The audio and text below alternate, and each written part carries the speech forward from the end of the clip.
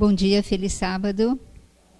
Eu peço à igreja que quem puder se ajoelhe para fazermos uma oração.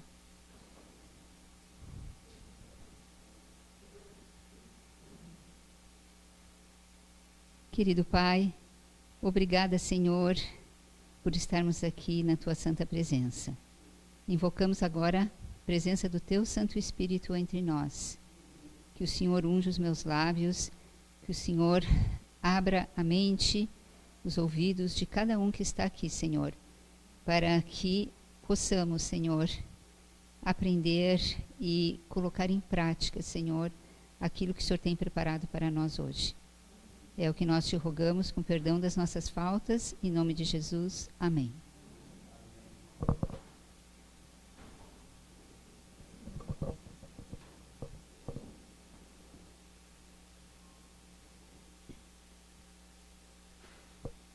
Vamos começar abrindo nossas Bíblias no livro de Isaías. Isaías, capítulo 28.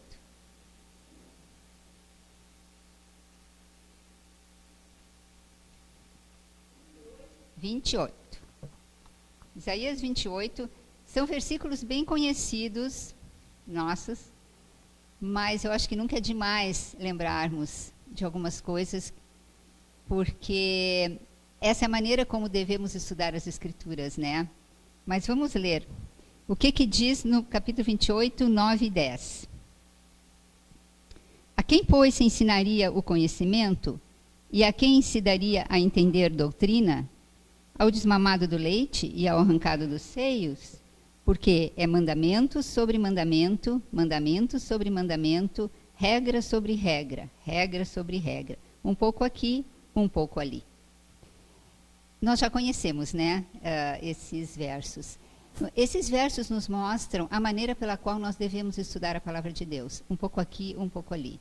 Não é? Pesquisando, assim como nosso pioneiro Guilherme Miller fazia. Inclusive, nós também já ouvimos falar das regras de Miller. E eu quero salientar agora duas regras de Miller para nós fazermos o nosso estudo hoje. Primeiro, vamos ler o que fala aqui no periódico Review and Herald, 25 de novembro de 1884, na página 27.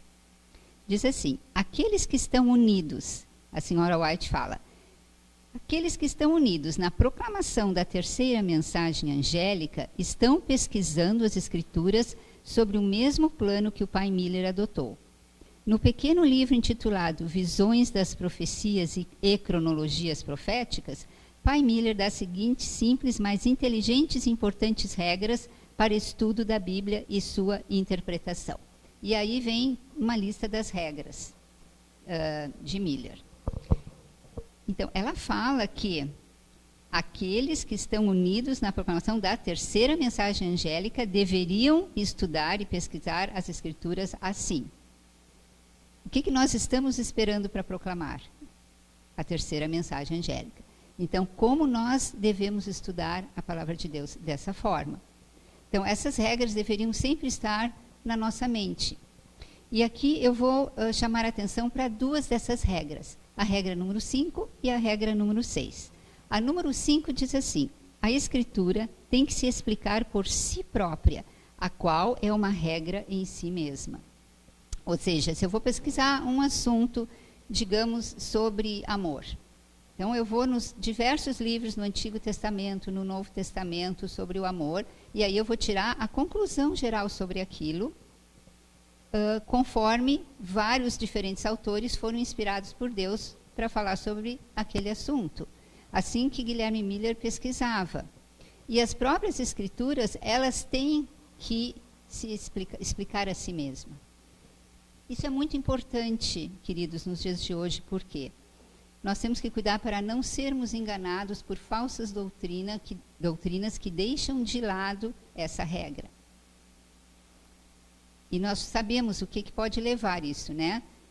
No momento que você deixa de lado essa regra, você começa a especular o que não está aqui na Bíblia. Então, essa regra é muito importante a gente sempre ter em mente. A outra regra, que é a número 6, diz assim: Deus tem revelado coisas que hão de vir por visões em figuras e parábolas. Neste caso, as mesmas coisas são várias vezes reveladas de novo e de novo por diferentes visões ou em diferentes figuras e parábolas. Se você deseja entendê-las, você tem que combinar todas elas em uma só. Deixa eu perguntar para os irmãos. Qual exemplo a gente poderia dar em relação a essa regra? Que livro aplica muito essa regra? Livro de Daniel. O livro de Daniel aplica direto essa regra. Vamos para o livro de Daniel só para dar uma pincelada para a gente entender como que ele aplica essa regra aqui. Vamos começar Daniel no capítulo 2.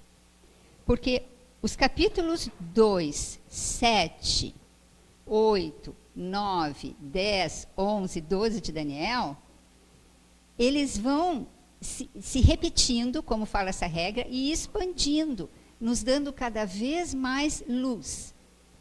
E para as visitas que estão aqui hoje, que ainda talvez não tenham lido esse livro, ele é um livro maravilhoso para lermos, porque ele fala da história desse mundo, dos impérios, dos governos, do início ao fim. E é incrível, porque tudo que foi revelado se concretizou e ainda vai se concretizar. Então, aquilo que Deus falou no princípio, vale para o fim também. No capítulo 2, para quem já conhece, não é esse livro, aquela visão que aquele sonho que Nabucodonosor teve, foi em relação ao quê? Isso, a sucessão dos reinos terrestres. Então, ele, em sonho, viu uma estátua, certo? Uma estátua, cabeça, corpo, membros. Como é que era a cabeça dessa estátua? De que ela era feita? De ouro. E aí, nesse capítulo, fala o que representava a cabeça de ouro. O que representava? Babilônia. Babilônia, né? Império, foi poderoso. E aí, o resto dessa estátua? Depois da cabeça vinha peito e os braços. De que era o peito e os braços? Prata. E a prata representava que império? Medo-Pérsia. Isso tudo está no livro de Daniel. Daniel, inspirado por Deus, ele interpreta esse sonho. E depois, temos o ventre e as coxas, que são de bronze. E o que representava? A Grécia. Alexandre o Grande, né? Os 4 generais depois, na divisão do império. E, por fim, as pernas, que eram de ferro. O que as pernas representavam? Roma imperial ou Roma pagã. E os pés de mistura de ferro e barro. Nós temos Roma papal. Nós temos ali a sucessão de todos os impérios, como a irmã Jussara falou. Agora, sim, daí vem a pedra. Claro, a gente não vai conseguir falar sobre todos os detalhes. Eu quero chamar a atenção aqui essa repetição e expansão. Porque se nós formos ver no capítulo 7, por exemplo, vai ser uma repetição agora com outra simbologia, outros símbolos. Agora, a simbologia animais, tá? É usada, os animais são usados. A visão, né? Uma visão que foi dada a Daniel. E nessa visão, tinha 4 animais grandes, né? Então, o que dizia? No verso 4 de Daniel 7, diz que o primeiro era como um leão e tinha asas de águia. O segundo animal, no verso 5, era como um urso. Aí fala, né, vários detalhes. O terceiro, um leopardo. E o quarto era um animal terrível e espantoso. E aí descreve esse animal com dentes grandes de ferro, que devorava e fazia em pedaços. Uma coisa assustadora. E a própria Bíblia, como nós vimos naquela regrinha, ela se interpreta aqui. Então, aqui nós temos o significado de cada um desses animais. O leão representava o quê? A Babilônia. O urso, Medo-Pérsia. O leopardo, a Grécia. E o quarto animal, Roma pagã e papal. Só que aqui nós temos outros detalhes que no capítulo 2 nós não temos. No capítulo 8, nós temos mais detalhes ainda. Ali nós temos uma outra visão, 2 animais. Que animais eram esses? Carneiro e o bode. O carneiro tinha 2 chifres, representava Medo-Pérsia, os medos e os persas. Reparem que aqui não tem mais a Babilônia. Por quê? Já tinha passado o reino dela, já tinha sido invadida, né? Pela Medo-Pérsia, por Ciro. E o bode? A Grécia, representava a Grécia, Alexandre o Grande. E aqui nós temos mais detalhes, porque aqui nós vemos que o que sucede a Alexandre o Grande são 4 generais. E aí fala também sobre o quê? Chifres, né? Fala sobre um chifre que começa a aparecer. Então, aqui nós temos a representação de Roma papal por um chifre pequeno, que vai ser o papado. Então, vocês vejam que aqui nós começamos a ver detalhes que nos outros capítulos não temos. Porque logo depois dos 4 generais, diz que de um dos 4 ventos, desculpe, não de um dos 4 generais, né?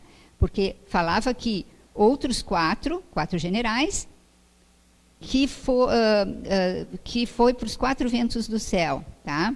E de um desses pontos cardinais, saiu um chifre muito pequeno, e aqui vai falando sobre Roma pagã, depois vai falando sobre Roma papal.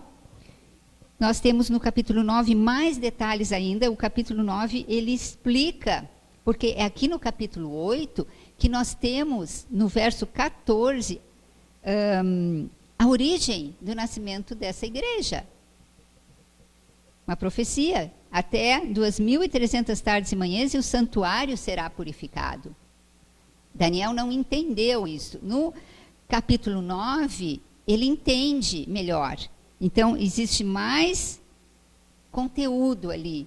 Então, vocês vejam, o que eu quero mostrar é que existe uma expansão, uma repetição e uma expansão. Esse método de aprendizagem é fantástico, porque você aprende repetindo. Então, Deus, ele é didático. Então, vai repetindo, mas vai expandindo, para que a gente possa entender. Ok? No capítulo 10, no capítulo 11, você continua com essa expansão, essa repetição. O capítulo 11 é um capítulo extremamente complexo em termos da história, porque entra em muitos detalhes, mas quando você estuda o capítulo 11, você vai ver a repetição e uma expansão incrível, com muitos detalhes. E isso, esse assunto do capítulo 11 vai até os nossos dias e o futuro, que ainda não aconteceu, que seriam os 5 últimos versos do capítulo 11. Porque logo no capítulo 12, a gente vê que Miguel se levanta. Miguel, Jesus, ou seja, está na hora de dar um fim ao sofrimento desse mundo. E aí encerra a história terrestre. Então, para mim, o livro de Daniel, ele está mostrando, toda a história, a sucessão dos reinos, esse grande conflito, não é, que tem sido vivido aqui nesse mundo, com o desfecho final. Ok? Então, essa é a característica desse livro, repetir e expandir. Vamos abrir em 2 Pedro, no capítulo 1. 2 Pedro, no capítulo 1, verso 12, diz assim: por isso não deixarei de exortar-vos sempre acerca destas coisas, ainda que bem as saibais, e estejais confirmados na presente verdade.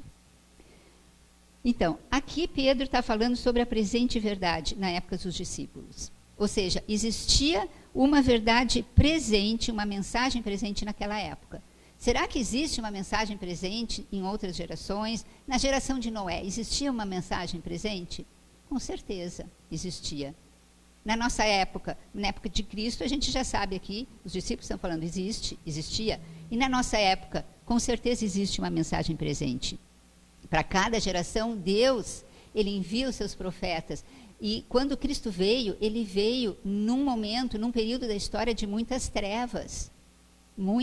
Existia um período de muita escuridão, em termos de conhecimento, em termos de apostasia, e ele veio. Deus envia profetas em determinadas épocas, para quê? Para que as pessoas se convertam.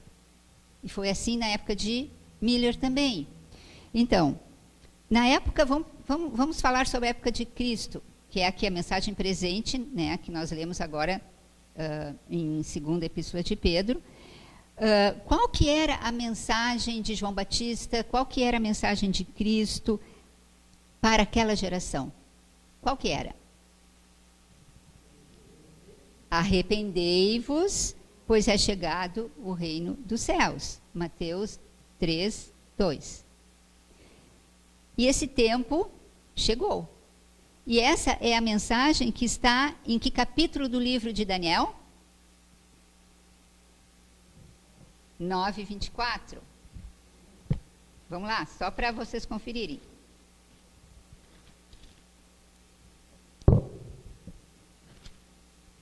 Capítulo 9:24, que diz assim: 70 semanas estão determinadas sobre o teu povo e sobre a tua santa cidade, para cessar a transgressão, para dar fim aos pecados e para expiar a iniquidade e trazer a justiça eterna, selar a visão e profecia e para ungir o Santíssimo. E aí continua no 25, sobre a saída da ordem para restaurar e edificar Jerusalém, até o Messias, o príncipe, haveria 7 semanas e 62 semanas, e aí continua. Por que essa era a mensagem presente para aquele tempo? Porque estudando Daniel 9:24, o estudioso, né, de Daniel 9:24, saberia o tempo em que o Messias viria pela primeira vez. Porque aqui diz, é só você estudar, e eles, os estudiosos, sabiam. Então, o tempo, a mensagem presente, o tempo para eles, né, probatório, estava chegando. E isso aconteceu com o apedrejamento de Estevão. A porta da graça se fechou para os judeus. Chegou. E qual que foi a mensagem presente na época dos mileritas? Daniel 8:14, que nós vimos, né? Daniel 8:14, a gente já leu, mas diz assim: e ele me disse, até 2.300 tardes e manhãs, e o santuário será purificado. Foi aí que nasceu a nossa igreja. Só que na época houve um desapontamento, porque eles entenderam que o santuário era a terra, que Jesus viria a segunda vez. Mas não, aqui foi a entrada para o Santíssimo. Nós já estudamos, já sabemos isso, né? Agora, pergunta, né? A porta da graça se fechou para aquele povo, porque, vejam, antes de Miller, será que o povo estava em trevas? Sim, as trevas da época da supremacia papal. Eram densas, densas trevas. Protestantismo, ali depois, apostatado, muitas reformas precisavam ser feitas, muito conhecimento precisava ser levado àquele povo. E, para a gente ter uma noção, dos 50.000 que tinham aceitado a mensagem no início, ficou 50 só. Olha que percentagem pequena. De 50.000, 50. E agora a pergunta, será que nós, tá, vamos ter uma mensagem presente? Eu acredito que sim, como todas as gerações, né? E qual que seria a nossa mensagem para os nossos dias? Veja que Daniel, como nós vimos, ele vai repetindo e expandindo toda a sucessão dos impérios. Se nós formos ver e estudar o capítulo 11, nós vamos observar que o capítulo 11, ele começa com a Medopérsia, depois vai para a Grécia, Da Grécia, que fala de Alexandre, fala dos 4 generais que sucedem Alexandre. Desses 4 ficam 2, Seleuco e Ptolomeu. Seleuco, o rei do norte, que é chamado, e Ptolomeu, o rei do sul. E a partir daí, a expansão é muito grande. Você vai ver muitos detalhes de guerras, de rei do norte contra o rei do sul, retaliação do rei do sul com o rei do norte, e assim por diante. E depois, o que a gente vê? Depois da Grécia, a gente vê no verso 14 a participação, a entrada, digamos, participativa de Roma, né? Aonde que a gente tem da onde a gente tira esse conhecimento? Existe um livro chamado Daniel e Apocalipse, de Ray Smith, e esse livro, ele fala exatamente o que cada verso desse representa. E o interessante é que do 14 em diante, você começa a ter Roma. Então, Roma começa a aparecer no cenário, como rei do norte, exatamente. Roma pagã primeiramente Roma pagã. E aí você vai ver coisas interessantes. Por exemplo, no verso 20, fala de um arrecadador de impostos, um arrecadador que pela glória do reino, mas em poucos dias seria quebrantado, que esse arrecadador é um arrecadador de impostos, chamado Otávio César Augusto, na época de Cristo, na época que José e Maria, né, viajaram para Belém e tudo mais. Naquela época, tinha esse arrecadador de impostos. No verso 21, fala de um homem vil, que é Tibério César. A gente pode apontar exatamente esses personagens dentro dessa história. E depois a gente vai ver que a partir do verso 30 em diante, começa a haver uma transição de Roma pagã para Roma papal. Então você pode perceber isso estudando detalhadamente e vendo na história. Aí vejam que interessante, quando chega no verso 40, é a continuação, e no fim do tempo o rei do sul lutará com ele. Então está falando sobre o rei do norte. Aí continua ali o verso 40, é uma continuação. Então nós temos que entender que 40, 41, 42, 43, 44, 45 é continuação da história. E se a gente for ver no capítulo 12, quando Miguel se levanta, aí já estamos para um fechamento. Então é muito incrível, o livro de Daniel, ele vai toda essa sucessão de impérios com o fechamento, a gloriosa vinda de Jesus. Agora, será que é importante nós entendermos esses últimos versos? Vejam, nós temos a responsabilidade de falar para as pessoas sobre a terceira mensagem angélica. E a terceira mensagem angélica envolve o quê? A figura do papado. E basta nós olharmos para o que tem acontecido ao nosso redor para vermos que não está muito longe desses acontecimentos se concretizarem.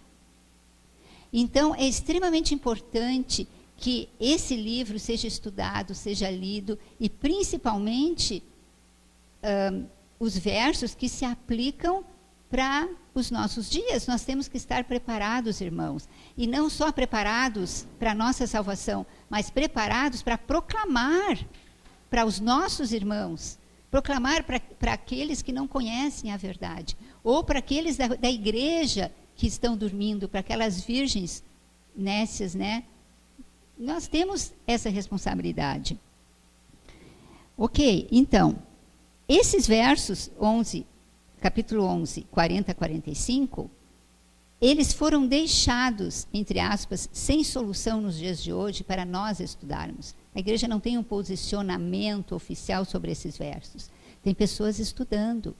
E o que a Bíblia nos fala, o que o Espírito de Profecia nos fala, a senhora White fala sobre uma das regras de Miller, nós temos que pesquisar por nós. Nós temos essa responsabilidade, temos que estudar. Temos que estudar.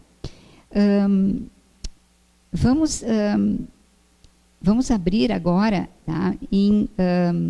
Não, antes eu quero ler aqui uma citação, que diz assim: a predição de Daniel, tá? Do capítulo 12, que muitos esquadrinharão o conhecimento e né, o saber se multiplicará, deve cumprir-se no darmos a mensagem de advertência. Muitos devem ser iluminados com respeito à segura palavra da profecia.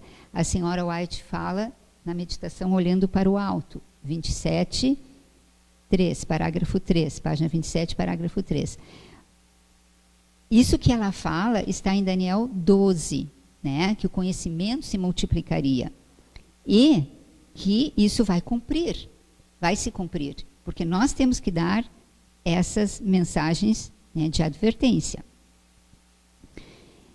Ela também fala, em Atos dos Apóstolos, que no Apocalipse todos os livros da Bíblia se encontram e se cumprem. Ali está o complemento do livro de Daniel. Um é uma profecia, Daniel. O outro, uma revelação, Apocalipse.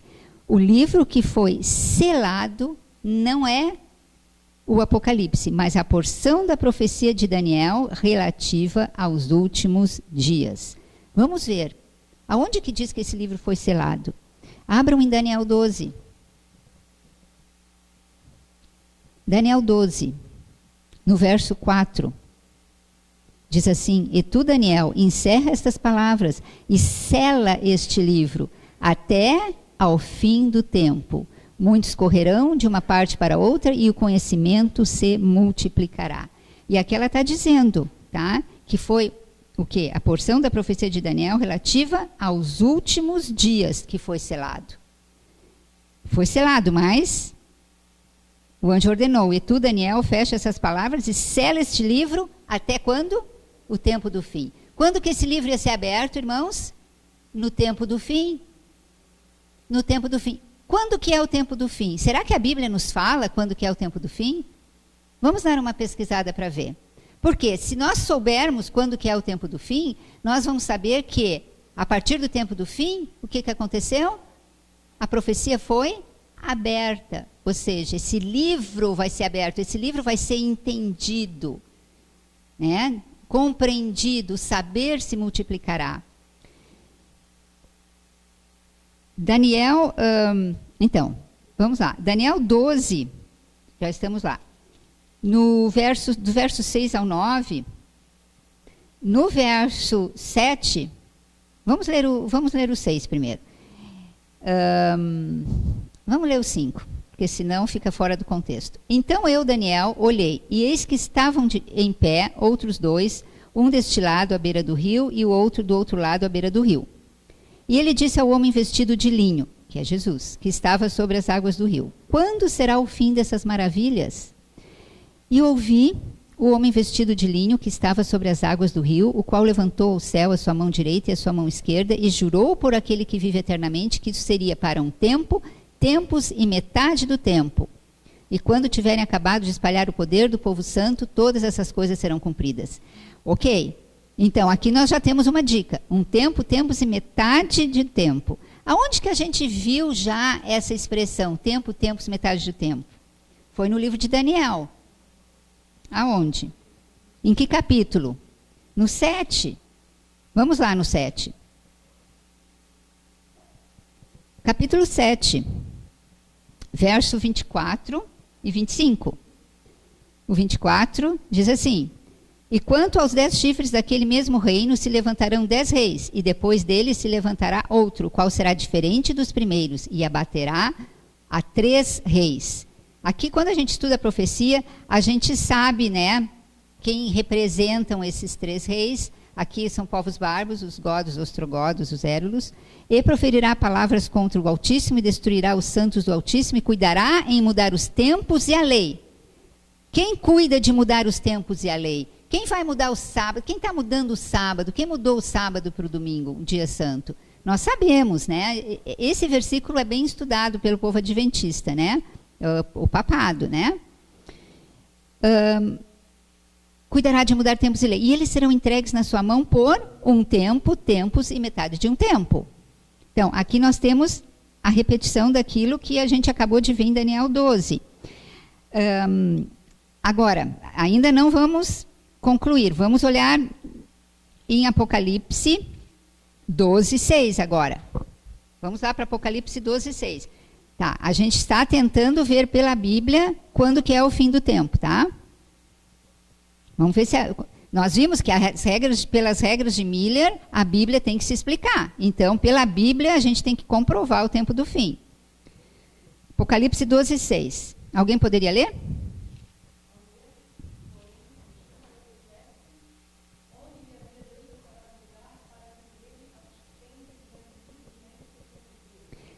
Ok, ó, aqui nós já estamos 1260 dias, mas para aí, o que isso tem a ver com tempo, tempos, né? Continua no Apocalipse, irmã Jussara, por favor, leia agora o 14. Isso.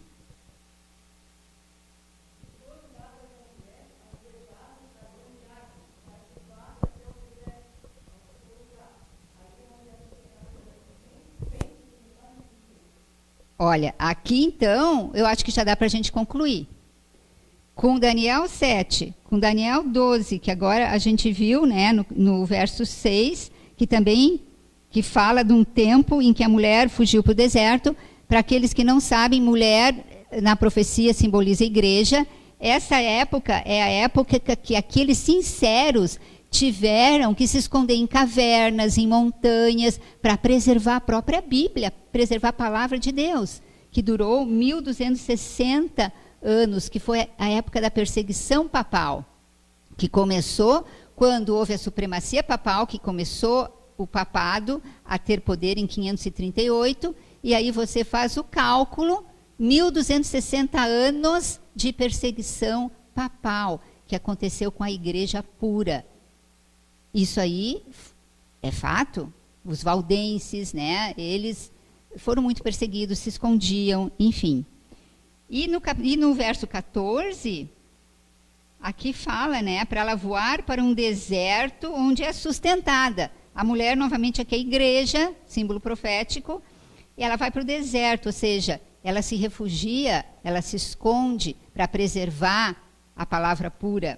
Por um tempo, tempos e metade de um tempo. Então, nós sabemos que tempo, tempos e metade de um tempo, só a Bíblia falando assim nesses versos, a gente já vê que é 1260 anos, certo? Agora, quem é bom em matemática? Se a gente sabe que a supremacia do papado começou em 538, vamos somar 1260 mais 538, o que dá? 1798, certo? E o que então, o que representa essa data, 1798? Quando o Papa foi preso. Acabou a supremacia papal. Ou seja, o poder político da Igreja Católica acabou. Porque vocês lembram que durante aquela época da Idade Média, né, Reforma Protestante, tudo foi relacionado com isso. Por quê? Porque a Igreja, ela tinha poder sobre os imperadores. Teve um imperador, que eu não me lembro agora o nome dele, eu acho que ele era da Alemanha, que ele teve que ficar, acho que 3 dias na neve, esperando pedir perdão para o Papa deixou ele lá, esperando na neve, 3 dias para poder falar, para ter a permissão de falar com ele e pedir perdão.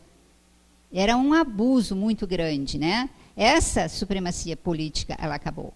Ou seja, hoje a igreja existe, mas uma parte desse poder não existe. Só que a Bíblia nos diz que essa ferida, porque ela recebeu uma ferida, né? No momento que o Papa foi preso, ela recebeu uma ferida. Essa ferida vai ser curada. Ou seja, ainda temos uns últimos capítulos aqui dessa história, aonde vai haver o desfecho disso, e o papado é personagem central. Não tem como a gente dizer que o papado não está envolvido. A Bíblia toda nos fala disso, todo o livro de Daniel nos fala disso. Então, se isso ainda não aconteceu e vai acontecer, nós temos que esperar nos versos que vão ser os últimos lá do capítulo 11, que isso vai acontecer. Ficou claro o tempo do fim? É importante nós sabermos isso, porque a partir de 1798, o que acontece? O Papa é preso, mas Deus levanta uma pessoa, Deus levanta um profeta, Deus levanta um homem que não era nem religioso. não é? Guilherme Miller era um lavrador, um agricultor, e essa pessoa, então, foi escolhida por Deus para reavivar a igreja verdadeira de Deus. E o mesmo vem acontecendo em muitas épocas. E na nossa não é diferente. Deus, ele vai ter sempre pessoas escolhidas, mensageiros escolhidos para trazer luz, para que as profecias se cumpram. E para finalizar, eu queria colocar para nós o seguinte. Se nós formos ver no livro de Malaquias, em 1 Reis, no capítulo 17, a gente sabe que vai falar sobre o profeta Elias. Tá? No livro de Malaquias, vamos abrir em Malaquias. O que diz no capítulo 4, versículo 5? Alguém poderia ler? Malaquias 4, 5.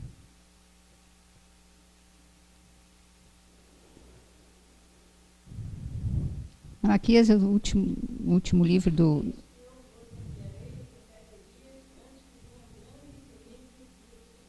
Então, aqui o profeta fala que ia enviar o profeta Elias.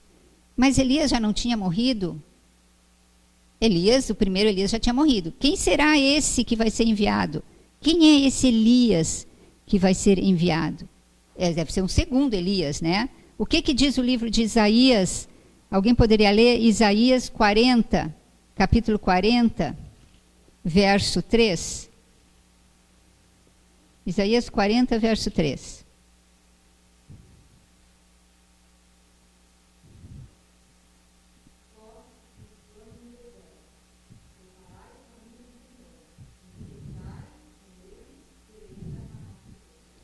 Ok. E Mateus 3, pode ler, Márcia, também. Mateus 3, 1 e 4.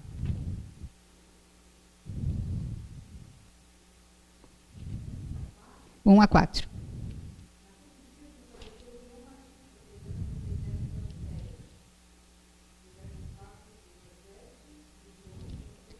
Não, 1 a 4.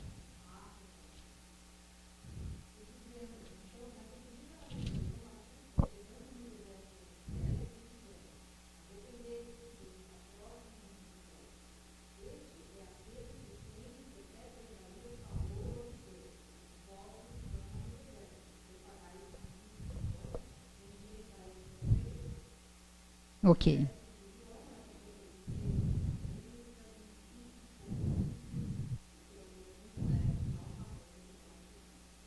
Ok, então, Isaías profetizou, a profecia se concretizou. Aqui em Mateus, isso foi anunciado pelo profeta Isaías. Quem é o segundo Elias, então? João Batista. E nós falamos na lição sobre João Batista, né? Eu tinha até a mesma citação que nós lemos na lição, sobre como que ele se vestia, né, o que ele comia. Eu não vou ler a citação novamente, porque nós já vimos, mas eu quero salientar uma coisa. João, ele se separou da ostentação daquele mundo, dos amigos, ele foi para o deserto. Por quê? Porque ele precisava se preparar, ele precisava se distanciar do mundanismo daquela época. Então, o alimento dele era diferenciado, a roupa era diferenciada. E olha o que ela diz aqui, bem no finalzinho da citação, que a gente leu parte dessa citação na escola sabatina, né? Os que devem preparar o caminho para a segunda vinda de Cristo são representados pelo fiel Elias, assim como João veio no espírito de Elias, a fim de preparar o caminho para o primeiro advento de Cristo. Então, João Batista foi o segundo Elias. E o que a senhora Ward fala? Que nós que queremos preparar, queremos trazer essa mensagem, a terceira mensagem angélica, para um povo, né, para o povo se preparar, seremos como o terceiro Elias. Porque aqui fala, os que devem preparar o caminho para a segunda vinda de Cristo. Então, queridos, nós temos que ser atalaias. Assim como teve o primeiro Elias, o segundo, nós seremos o terceiro. E aí fica a seguinte pergunta: será que estamos preparados para isso? mas eu acredito que pelo poder de Deus, se não estamos, ou se sentimos que não estamos, há tempo ainda de nos prepararmos. Eu quero ler para encerrar a última citação aqui, da senhora White, que diz o seguinte: há esperança para cada um de nós, mas de uma só maneira, apegando-nos a Cristo e empregando toda energia para obter a perfeição de seu caráter. Essa religião sentimental que faz pouco do pecado e só realça o amor de Deus pelo pecador, encoraja os pecadores a crer que Deus os salvará enquanto continuarem no pecado, sabendo que é pecado. E a gente vê quantas igrejas fazem isso, acariciam o pecado, né? Aí continua: é isso que estão fazendo muitos que professam crer na verdade presente. A verdade é mantida à parte de sua vida, e essa é a razão pela qual não mais tem o poder de convencer e converter a alma.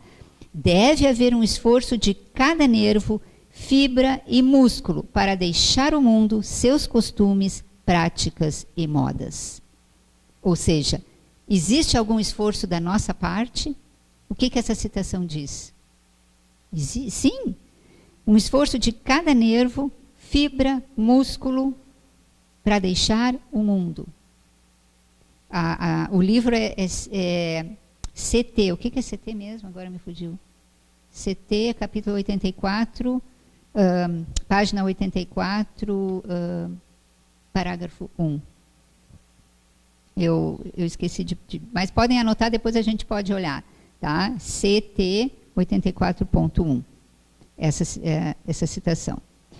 Então, eu acho que a mensagem para nós hoje fica de que devemos nos preparar, devemos, assim como João Batista, abandonarmos o que devemos ainda abandonar, talvez uma alimentação que não seja a alimentação ideal, ou um hábito que não seja um hábito que agrade a Deus, ou quem sabe, né, uma vestimenta que não agrada a Deus, enfim, cada um sabe o que deve abandonar para que a gente possa se preparar.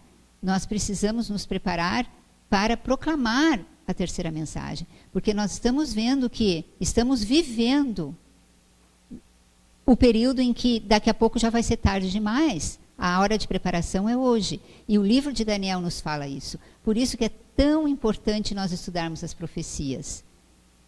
Por às vezes mais difícil que possa parecer, Deus, Ele vai habilitar a cada um e vai capacitar a cada um. É só pedirmos para o Espírito Santo nos direcionar. E Ele vai dar o conhecimento que cada um necessita para que possamos fazer esse trabalho. Esse é o meu desejo, né, para todos nós, e que todos tenhamos um ótimo sábado, nos deleitando na presença de Deus nesse dia. Amém.